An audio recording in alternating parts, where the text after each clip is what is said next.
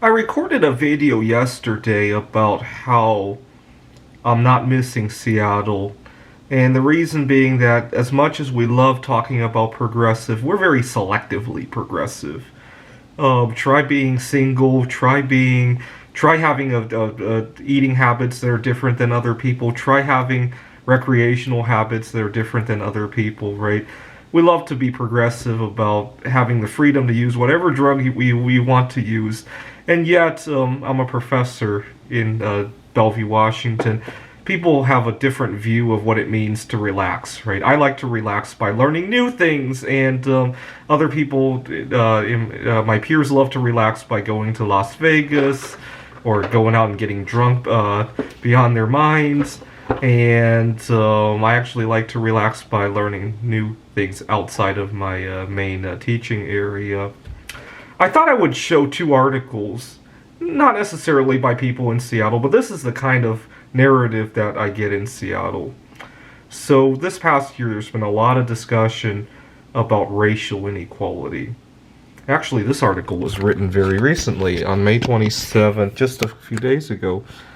Racial life expectancy gap in the United States. Life expectancy in the U.S. is determined by your age of birth, race, and sex. So if you're born in 2000, life expectancy was 70 years for your sex and race. Okay. So Native Americans live to be 76.06 years, and Asian Americans, that might change because of all the racism that's going on revolving around COVID-19. Although, hopefully it will pass. I mean, it happened during SARS as well. I lived through SARS. But then they go on to talk about why this might be, and how this is a racial justice issue. It's certainly not something we should be proud of, right? And for good reason. But look at this article.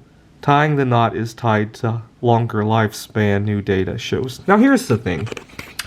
Nobody is proud of the fact that their race is making them live longer than somebody else, right? Nobody's proud of the fact that they're Asian or they are, what other races? They're Hispanic American or white, right? I'm surprised whites live shorter than Hispanic Americans.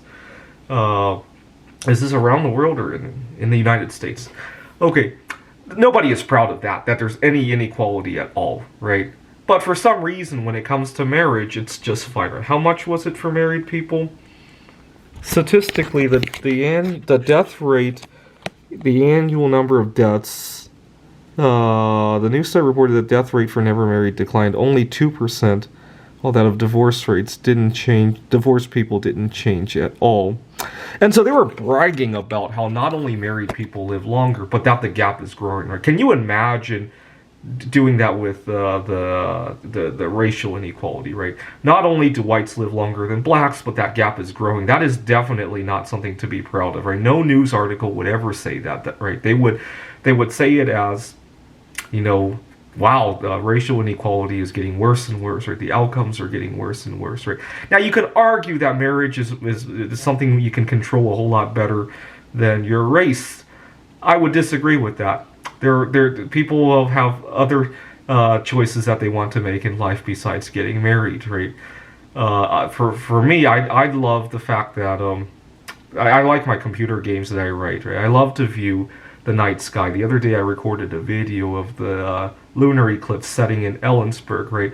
In my mind, I often tell people that the games are my wife, and the night sky is my extramarital girlfriend. I usually refer to them as that.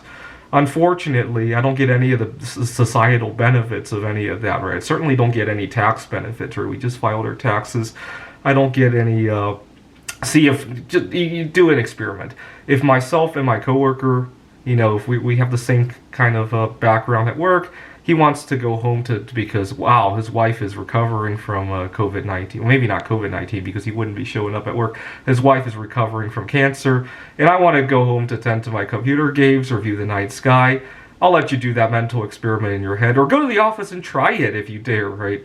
But I think part of the reason that singles are living shorter lives is because they're getting all this pushback from society. They can't go on vacation, they get paid less, and they run into financial problems because of differences in tax law. Who knows, right?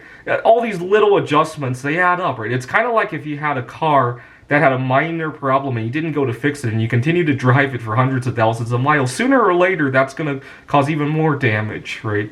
Anyway, some food for thought. You can't be progressive if you're only going to be progressive to whom you like, right? Thanks for watching.